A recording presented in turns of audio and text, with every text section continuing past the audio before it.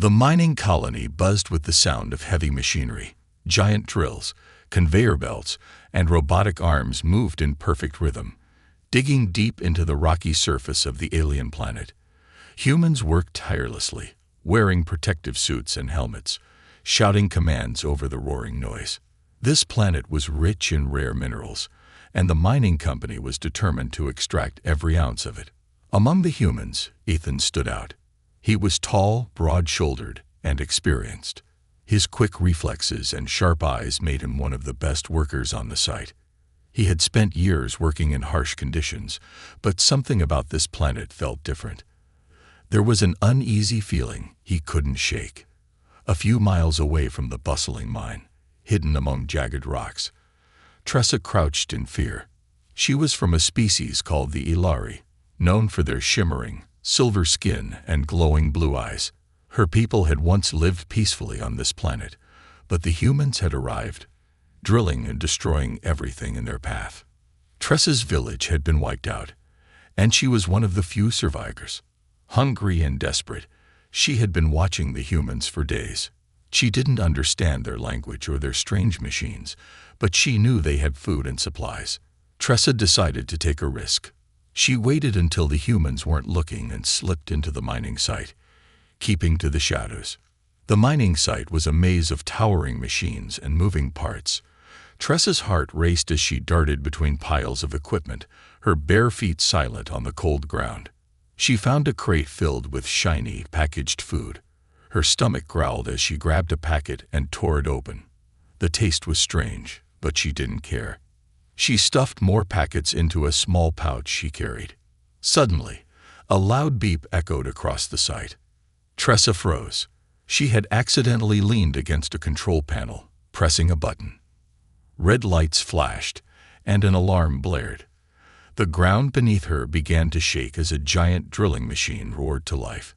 Its massive arms swung toward her, cutting through the air with terrifying speed.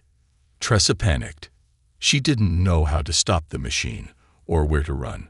Her glowing eyes widened in terror as the drill arm came closer. Dust and debris filled the air, making it hard to see or breathe. She stumbled, falling to her knees, and thought it was the end. That's when Ethan saw her. He had been inspecting another machine when the alarm went off. He turned and saw the drill moving out of control. At first, he thought it was a mechanical failure, but then he spotted Tressa, a figure so small and fragile compared to the towering machinery. Her silver skin shimmered under the harsh lights, and her glowing eyes pleaded for help. Without thinking, Ethan sprang into action. He sprinted toward her, dodging flying debris and moving parts. "Hold on," he shouted, though he doubted she could understand him. The drill's arm was just seconds away from crushing her. Ethan reached her in time, grabbing her by the arm and pulling her out of harm's way. They both tumbled to the ground as the drill smashed into the spot where Tressa had been. The impact sent a shower of sparks and rocks into the air. Ethan shielded her with his body, feeling the sting of small rocks hitting his back. When the chaos settled, he looked down at her. She was trembling, her wide blue eyes locked onto his. Up close, Ethan realized she wasn't human. She was something else, something extraordinary. "Are you okay?" he asked, his voice softer now. She didn't answer, but her eyes softened, and she gave a small nod. The sound of footsteps interrupted the moment. Other workers were running toward the scene, drawn by the alarm and the crash. Ethan knew he didn't have much time. If they saw Tressa, they would report her to the company, and she would be in serious trouble. The mining corporation had no mercy for trespassers, alien or not. "Come on," Ethan said, pulling her to her feet. She hesitated but followed him. Ethan led her away from the wreckage, weaving through the maze of machinery until they reached a hidden corner of the site. He pressed a button on a door, opening a small storage room. "Stay here," he whispered. "Don't make a sound." Tressa nodded again, her glowing eyes filled with gratitude and fear. Ethan stepped out and closed the door behind him, taking a deep breath.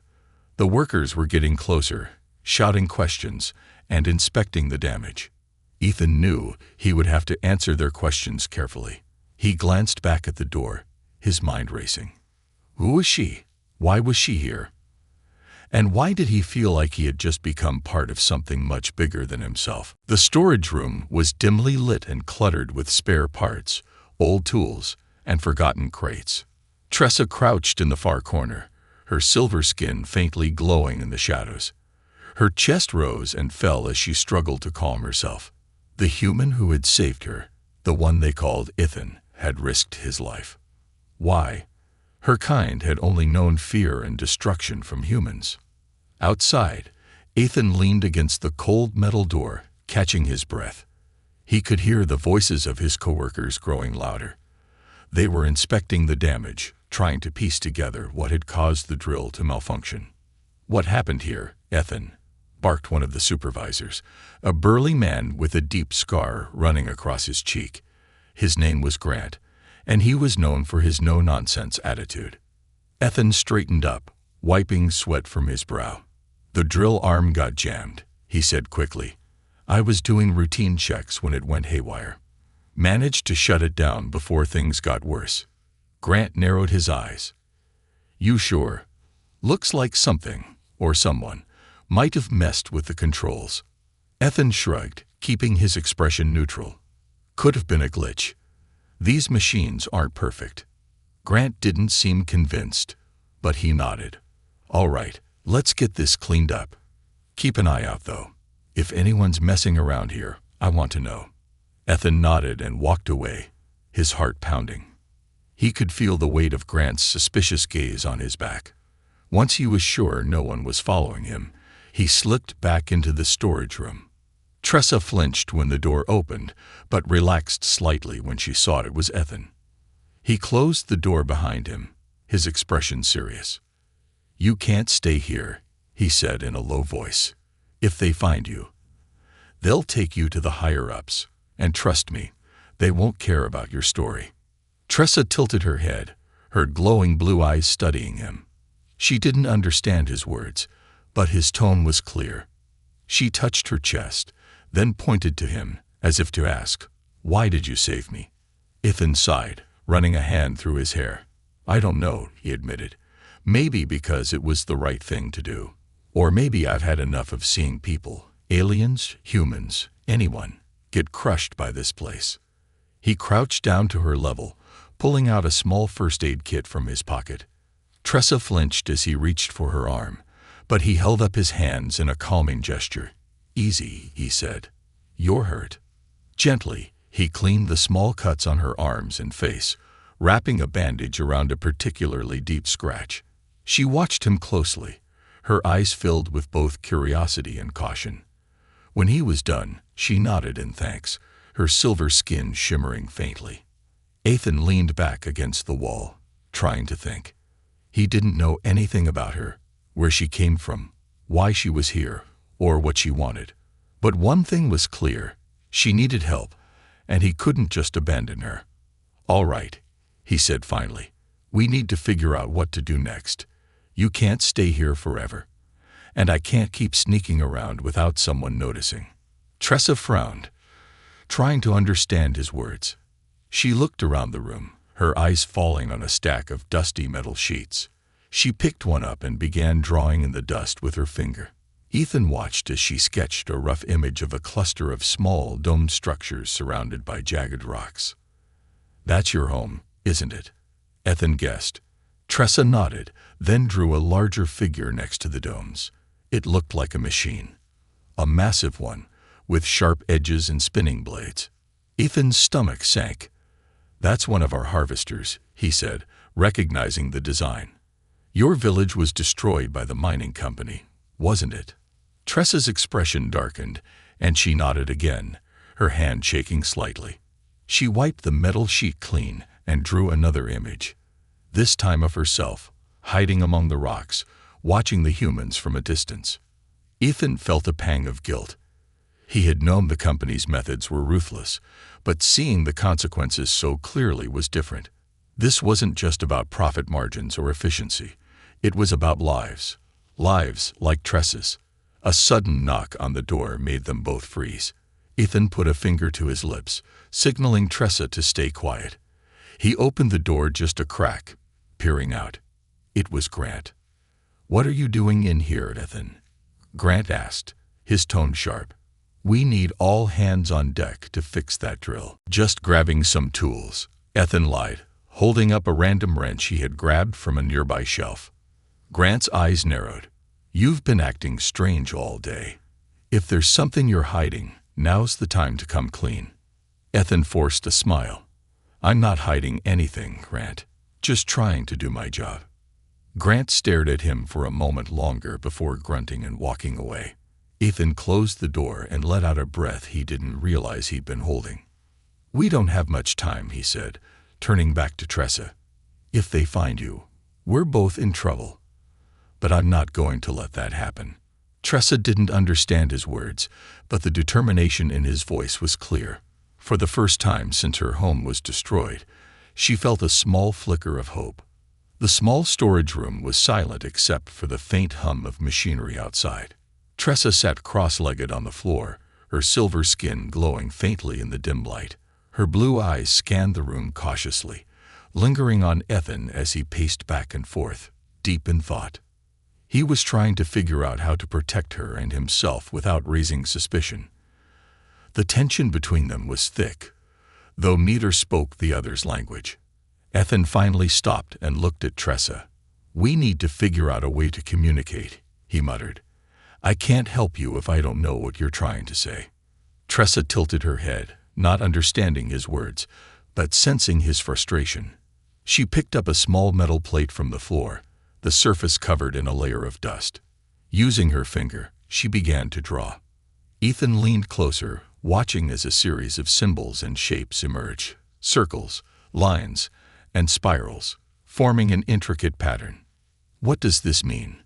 Ethan asked, pointing at the drawing. Tressa paused, then pointed to herself, tracing a small spiral near the center of the drawing. She then pointed to the larger circles surrounding it and mimicked an explosion with her hands, spreading her fingers wide. Ethan's brows furrowed. "Your home.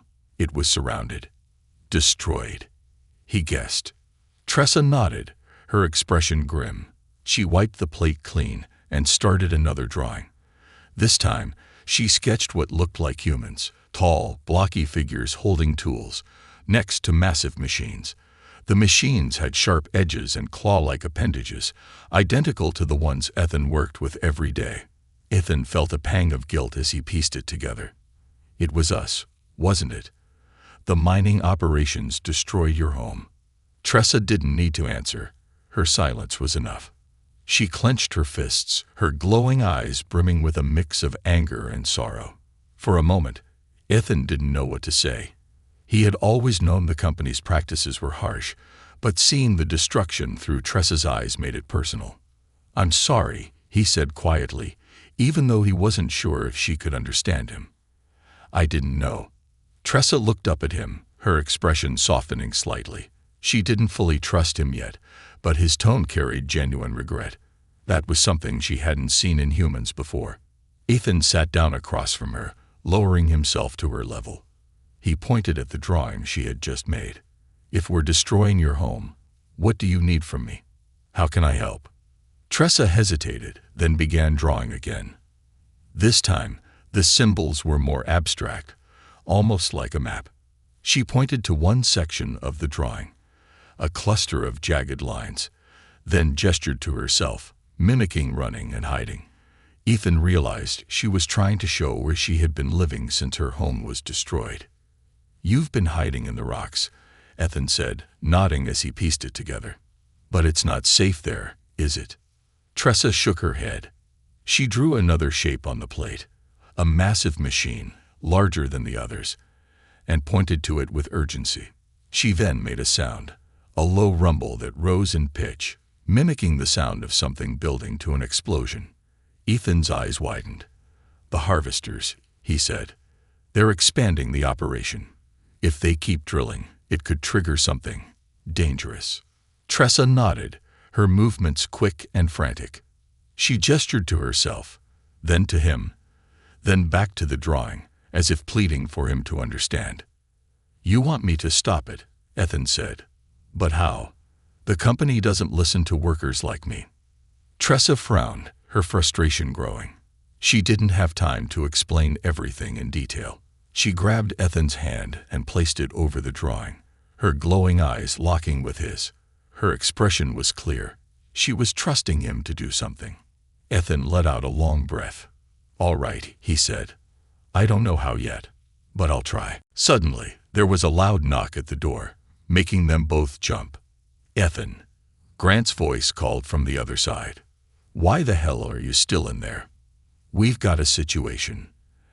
Ethan quickly stood, motioning for Tressa to stay quiet. He opened the door just enough to step out, closing it firmly behind him. "What's going on?" Ethan asked, trying to sound casual.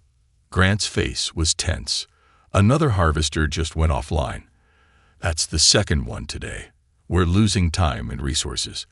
The boss wants everyone on this." Ethan's stomach turned.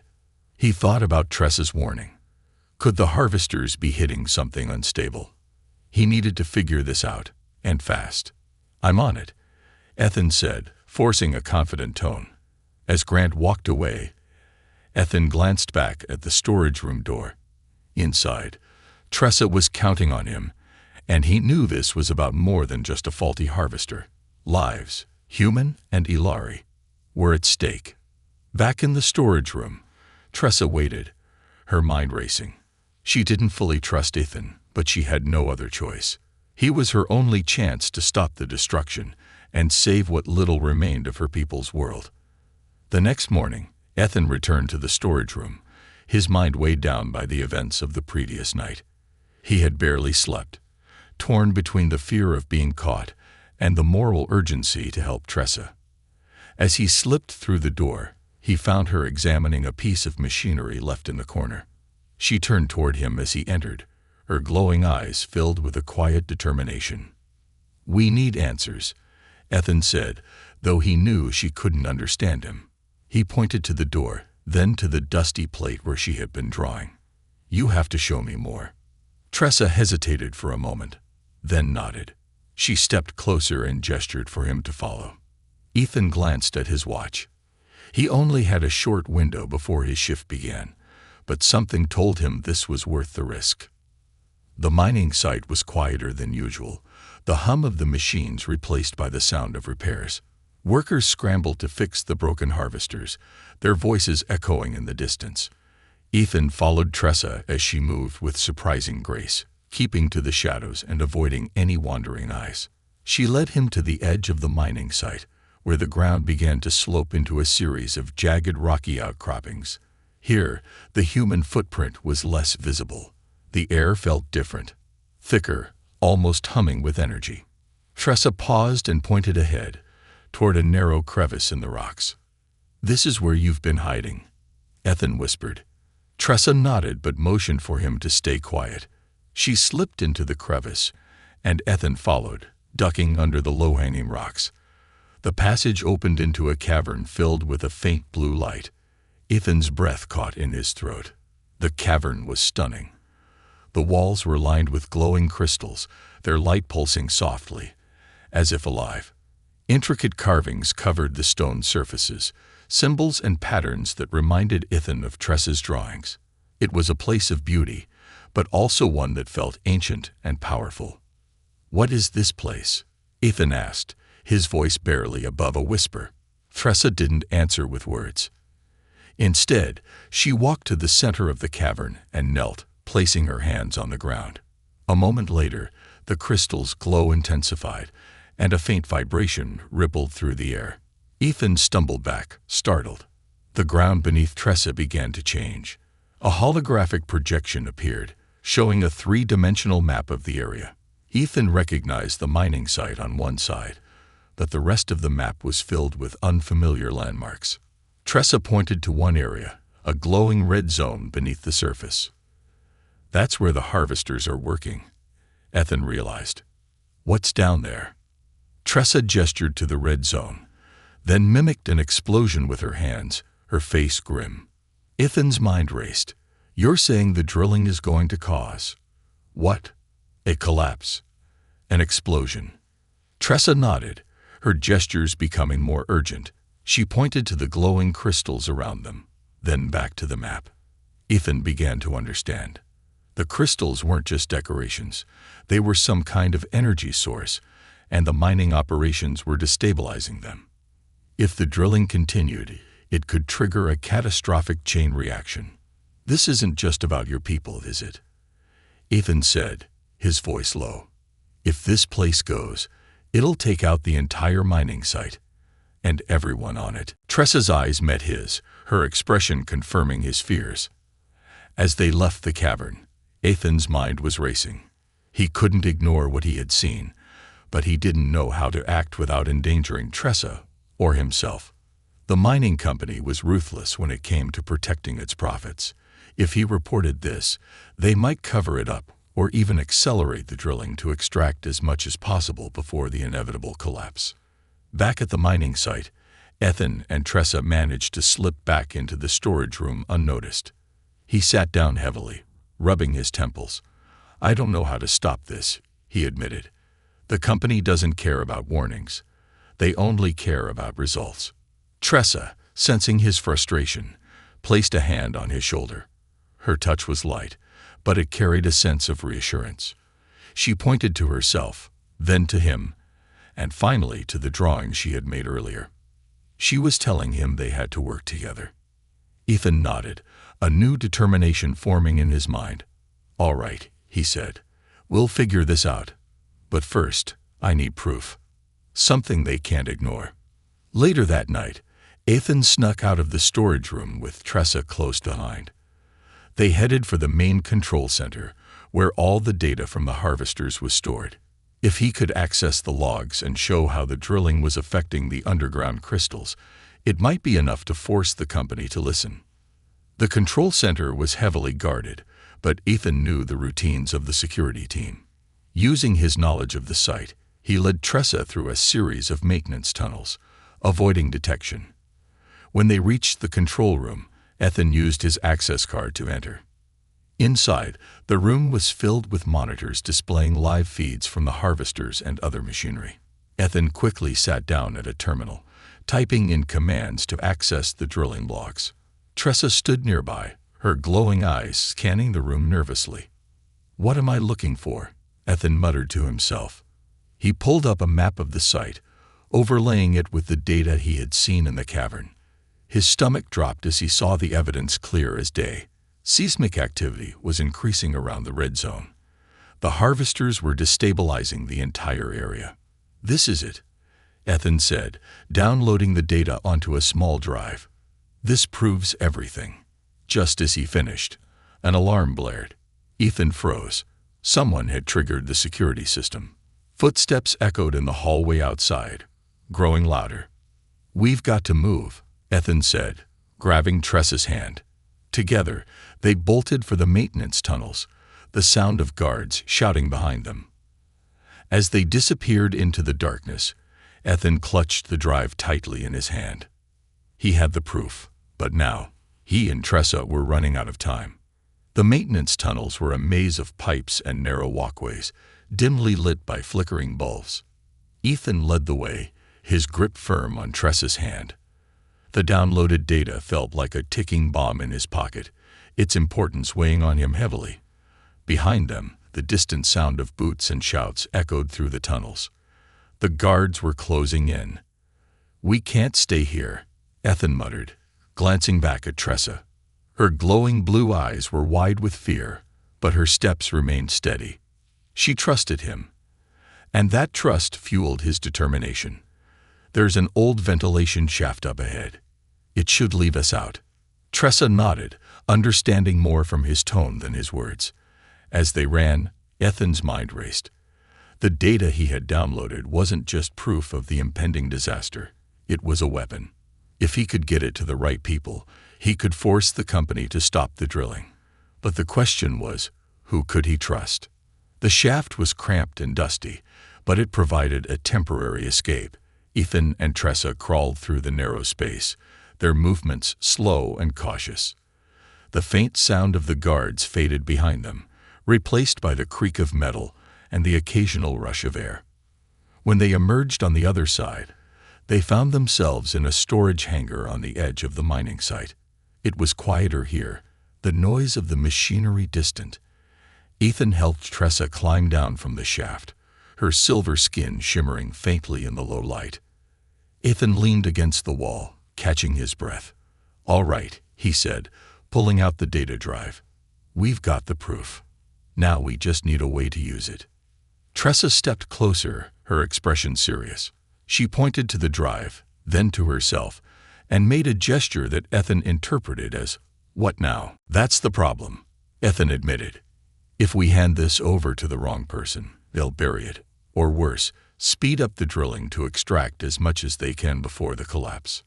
Tressa frowned, her glowing eyes narrowing in thought.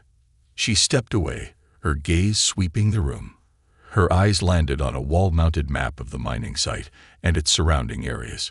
She pointed to a symbol near the edge of the map, a small building labeled Corporate Operations Center. Ethan followed her gesture and frowned. "That's the main hub for the company's executives. Security there is airtight. We'd never get in." Tressa pointed to him, then to herself, her expression unwavering. She was telling him they had to try. Ethan sighed, running a hand through his hair. "You're serious, aren't you?" He glanced at the map again, his mind racing. The operations center was the heart of the company's communications network. If they could get inside and broadcast the data to the entire mining colony, or even off-world, it would be impossible for the company to cover it up. "All right," he said finally. "We'll go. But this isn't going to be easy." The journey to the operations center was fraught with danger. Ethan and Tressa avoided patrols and security cameras, sticking to the shadows as they made their way across the sprawling mining site. Tressa's natural agility and ability to sense danger proved invaluable, and Ethan found himself relying on her instincts more than once. When they reached the perimeter of the operations center, Ethan stopped and surveyed the building.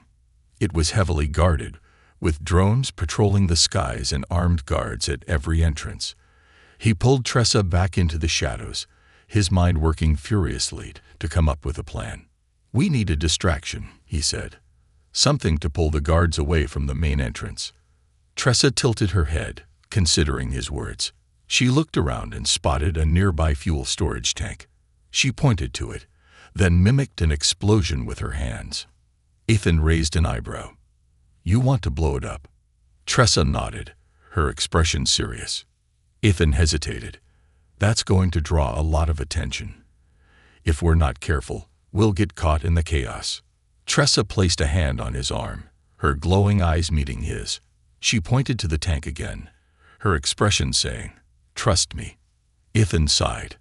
"All right, but we have to move fast." The plan was risky, but it worked. Using a small welding torch Ethan had taken from the hangar, they set the fuel tank to ignite on a delay. As they slipped away, the tank exploded in a massive fireball, sending guards and drones scrambling to contain the blaze. Ethan and Tressa used the chaos to slip through the main entrance, navigating the labyrinthine corridors of the operations center. Ethan's heart pounded in his chest as they reached the central control room. It was empty, the staff likely evacuated due to the explosion. "This is it," Ethan said, plugging the data drive into the main console. He began typing furiously, uploading the data to the colony's communication network. Tressa stood by the door, her glowing eyes scanning the hallway for any signs of danger. As the upload bar crept toward 100%, alarms blared throughout the building. Red lights flashed, and a robotic voice announced, "Unauthorized access detected." Come on," Ethan muttered, his fingers flying over the keyboard.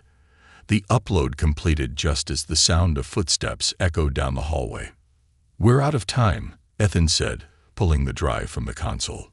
He grabbed Tressa's hand, and they ran, the sound of guards closing in behind them. They'd barely escaped, slipping into the maze of tunnels that surrounded the operations center. As they caught their breath in the darkness, Ethan looked at Tressa. "It's done," he said. "The data's out there. They can't ignore it now." Tressa's lips curled into a small smile, the first genuine expression of relief he had seen from her. But the danger was far from over.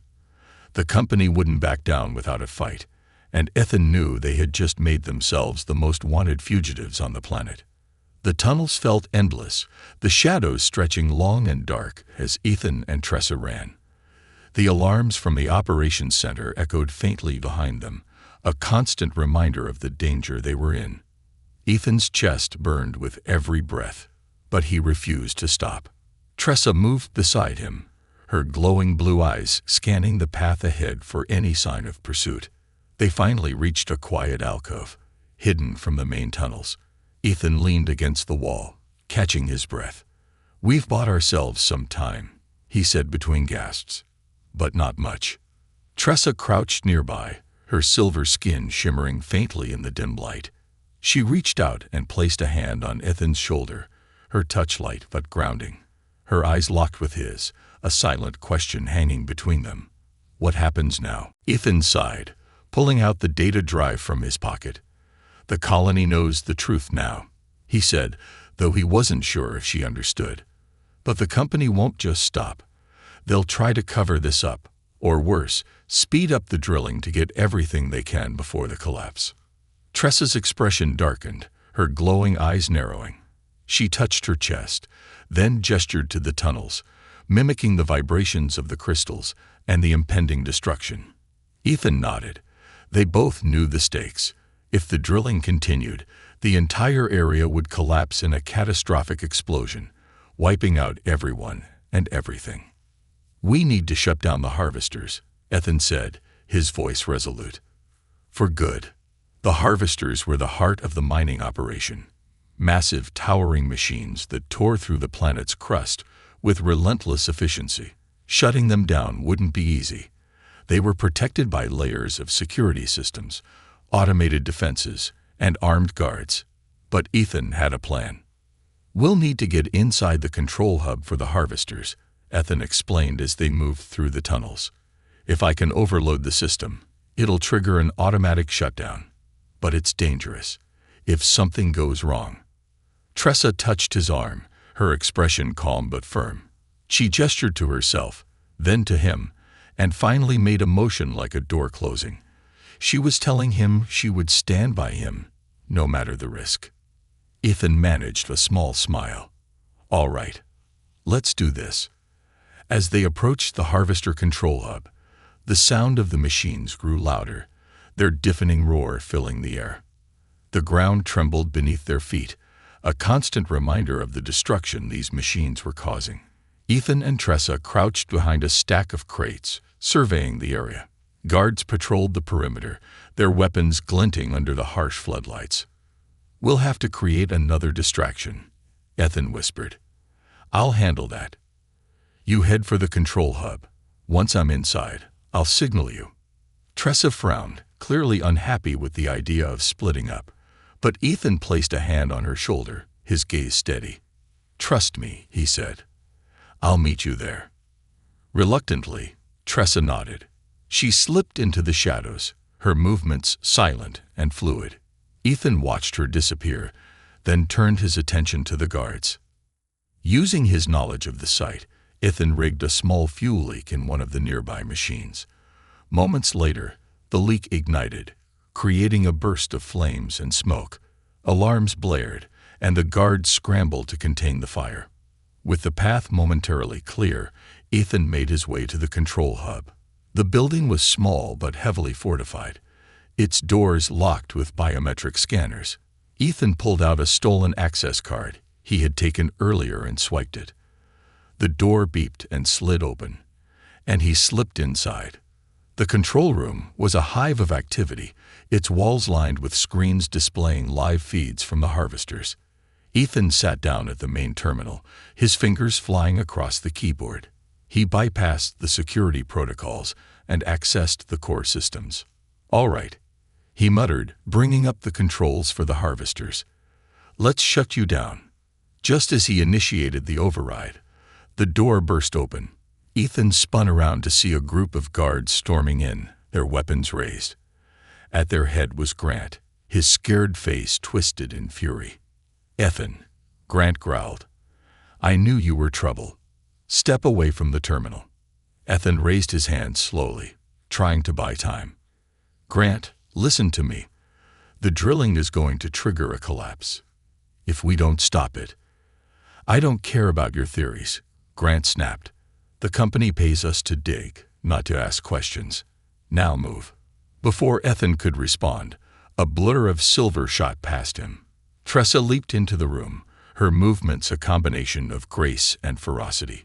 She tackled one of the guards, disarming him with surprising speed. The room erupted into chaos. Ethan took advantage of the distraction to finish the override. He typed in the final command, and the screens flashed red as the system began to shut down. The harvesters groaned and sputtered, their deafening roar fading to silence. It's done, Ethan shouted. The harvesters are offline. Grant roared in frustration, grabbing a nearby weapon and aiming it at Ethan. Tressa moved to shield him, but the weapon fired, the energy blast hitting her square in the chest. She crumpled to the ground, her glowing eyes dimming. Tressa! Ethan yelled, rushing to her side. He cradled her in his arms, his heart pounding.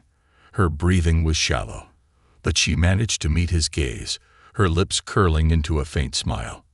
The guards hesitated, their weapons lowering as the weight of the situation sank in. Grant, realizing he had lost, dropped his weapon and fled. Ethan carried Tressa out of the control hub as the alarms faded. The mining site was eerily quiet, the massive machines standing still for the first time in years. Workers gathered, their expressions a mix of confusion and relief. The danger had passed for now. As Ethan laid Tressa down in a safe spot, her eyes flickered open. She reached up, placing a hand on his cheek. Her touch was weak but full of gratitude. Ethan held her hand tightly, his voice breaking. You saved me, he whispered. You saved all of us. Tressa's lips moved, forming words he couldn't understand. But in her eyes, he saw the message clearly. Thank you. The dawn on the mining colony came with an eerie silence. The massive harvesters, once unstoppable giants, now stood motionless. Their engines had cooled, their claws hung limp, and the ground beneath them no longer trembled. For the first time in years, the land was still. Ethan sat beside Tressa, who lay on a makeshift cot in one of the abandoned storage sheds at the edge of the site. Her silver skin shimmered faintly under the pale light filtering through the cracks in the walls. Though her wound was bandaged, her strength had not yet returned. She looked up at Ethan, her glowing eyes soft but tired. I don't know how to fix this, Ethan said quietly, his voice tinged with frustration and guilt. You've done so much, you shouldn't have had to. Tressa reached out, her hand resting lightly on his arm. She didn't need words to convey her message. You did what you could. Ethan clenched his jaw, his thoughts racing. The data they had exposed to the mining colony's network was already spreading. Workers were questioning the company's practices, and rumors of an impending collapse were causing panic. But that wasn't enough. They needed something stronger, a way to force the company to listen, not just to save the planet, but to prevent future devastation. As the day progressed, more workers began to gather around the site. Some were shouting at supervisors, demanding answers. Others stood in silent defiance, their tools abandoned. The air was thick with tension. Ethan knew this was the moment to act. He stood on a raised platform near the main courtyard, clearing his throat to get their attention. Listen up, he called, his voice firm. The workers turned to face him, their murmurs quieting. Most of you don't know me, Ethan began. I've been working here for years, just like all of you. I followed orders, kept my head down, and told myself it wasn't my place to question what we were doing. He gestured toward the silent harvesters in the distance. But this isn't just a job. It's destruction. We're tearing apart a planet, a home, without even understanding the consequences. And if we keep going, there won't be anything left. Not for us, not for anyone. The workers exchanged uneasy glances, their expressions conflicted. One of them, A woman with grease-streaked cheeks and weary eyes stepped forward. "What are you saying, Ethan? That we should just stop? Walk away? The company won't let us." "I'm saying we stand together," Ethan replied. "We've got proof now. Proof that the drilling is destabilizing this entire region. If we don't stop, the whole site could collapse. And we'll all go down with it."